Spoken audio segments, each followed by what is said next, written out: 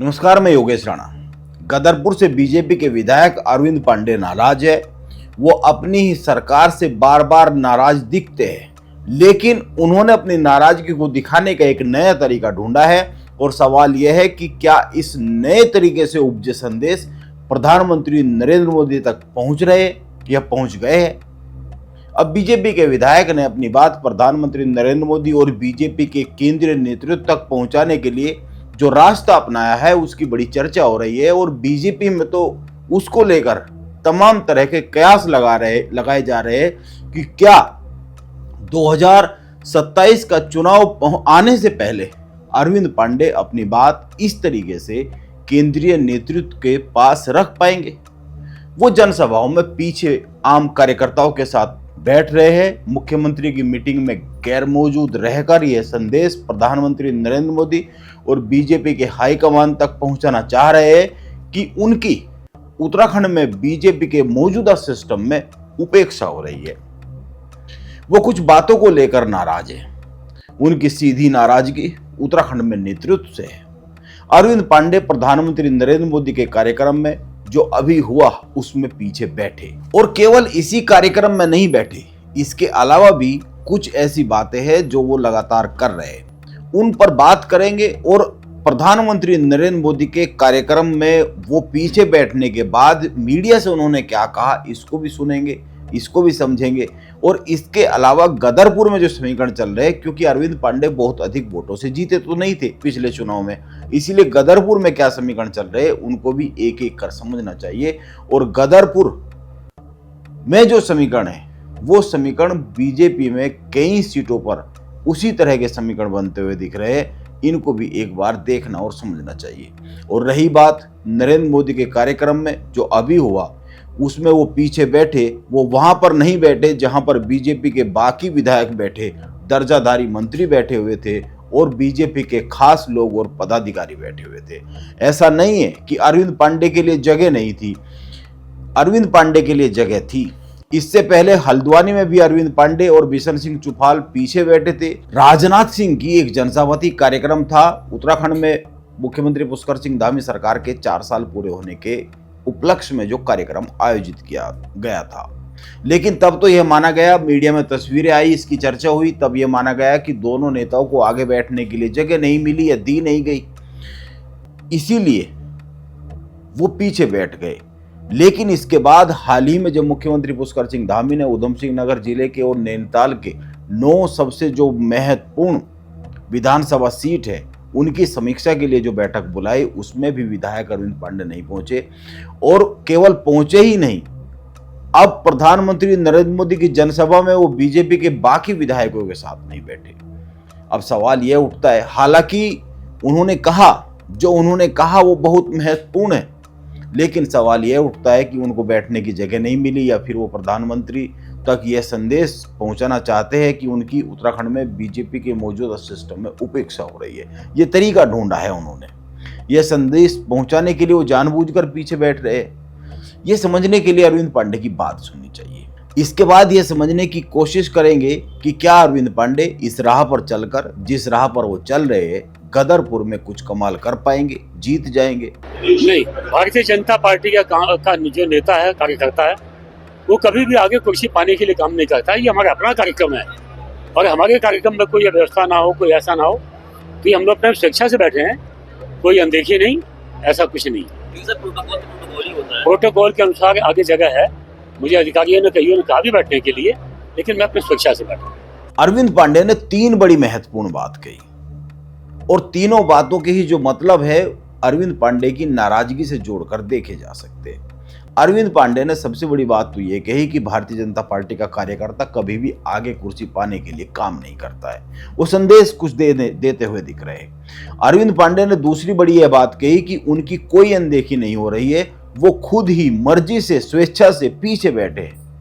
और अरविंद पांडे ने जो तीसरी बड़ी बात कही उसको समझना चाहिए, और जब उसको समझेंगे तो ये समझ में आ जाएगा कि कहानी कुछ और ही है। अरविंद पांडे ने एक राह चुनी हुई है। जब उनसे पूछा गया कि क्या प्रोटोकॉल के तहत आपको आगे जगह नहीं मिली, या फिर किसी ने कहा ही नहीं आपको बैठने के लिए, तो उन्होंने साफ साफ कहा कि प्रोटोकॉल के तहत उनके लिए आगे बैठने की जगह थी, जगह है। अधिकारियों ने उनसे कहा भी कि आगे बैठने के लिए उनकी जगह को लेकर, लेकिन वो मर्जी से स्वेच्छा से पीछे बैठे हैं। यह बात जो उन्होंने कही है यह साफ करती है कि उनके लिए आगे जगह थी, अधिकारियों ने कहा भी, लेकिन वो अपनी मर्जी से पीछे बैठ गए। यानी कि यह बात कहकर अरविंद पांडे ने यह जाहिर कर दिया कि वो पीछे बैठकर ही प्रधानमंत्री और अन्य बड़े नेताओं तक, जो हाईकमान है उस तक जनसभा में पीछे बैठकर, कार्यकर्ताओं के साथ बैठकर, तीसरी लाइन में बैठकर और पीछे बैठकर दिल्ली तक एक संदेश पहुंचाना चाहते हैं। अब सवाल यह उठता है उनका यह संदेश क्या काम करेगा, और सवाल यह उठता है कि क्या उनके संदेश से आने वाले कुछ समय बाद कुछ असर दिखेंगे, खासकर विधानसभा चुनाव के वक्त गदरपुर विधानसभा सीट पर।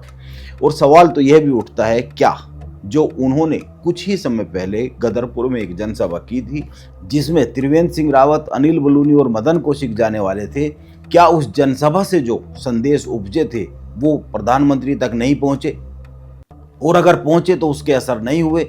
और सवाल यह भी उठता है कि उस जनसभा के बाद वो आए थे देहरादून में, डीजीपी से मिले थे, क्या वो संदेश भी नहीं पहुंचे।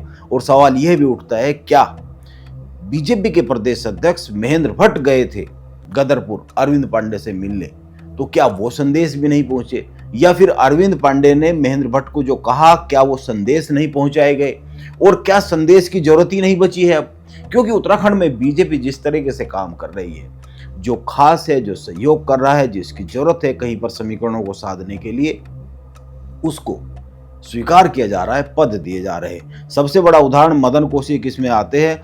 मदन कौशिक को मंत्रिमंडल में शामिल किया गया, लेकिन अरविंद पांडे, बिशन सिंह जुफाल और इस तरह के कुछ और सीनियर नेता, बंशीधर भगत, उनको शामिल नहीं किया गया।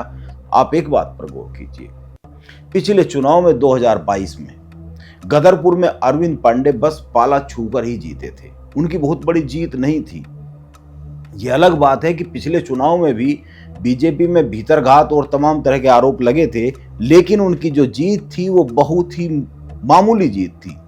यदि चुनाव मैदान में आम आदमी पार्टी ना होती तो अरविंद पांडे हार भी सकते थे, क्योंकि आम आदमी पार्टी को जितने वोट मिले उससे भी कम वोट से कांग्रेस हारी थी।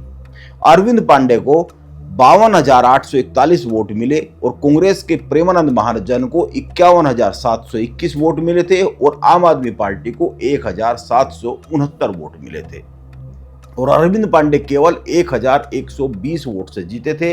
यह स्थिति तो तब थी जब गदरपुर में बहुत गदर नहीं मचा था, लेकिन अभी तो चुनाव बहुत दूर है और गदरपुर में गदर मचा हुआ है। गदरपुर में बीजेपी का पूरा सिस्टम ही अरविंद पांडे की गतिविधियों पर नजर रखे हुआ है। हालात तो यह है कि अरविंद पांडे के करीबी माने जाने वाले लोगों को बीजेपी की जिला इकाई बाकायदा पत्र लिखकर पूछ रही है, जो करीबी माने जाते हैं अरविंद पांडे के, उनको जो काशीपुर जिले में, अगर बीजेपी के जिला संगठनों के हिसाब से देखें तो गदरपुर जो विधानसभा सीट है वो काशीपुर जिले में आती है, और काशीपुर जिले की जो इकाई है वो पत्र लिखकर पूछ रही है कि आपकी निष्ठा किधर है, और जिनको पत्र लिखा जा रहा है वे अरविंद पांडे के करीबी समझे जाते हैं। बीजेपी की तरफ है या आप कांग्रेस की तरफ है, अरविंद पांडे के करीबियों से पूछा जा रहा है, जो करीबी माने जाते हैं। और बात केवल इतनी ही नहीं है, यह माना जा रहा है कि गदरपुर में इस बार बीजेपी कोई चौंकाने वाला भी निर्णय ले सकती है।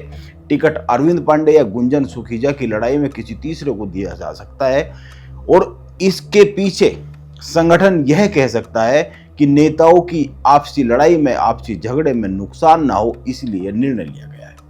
एक दो नाम इस तरह के चल भी रहे हैं।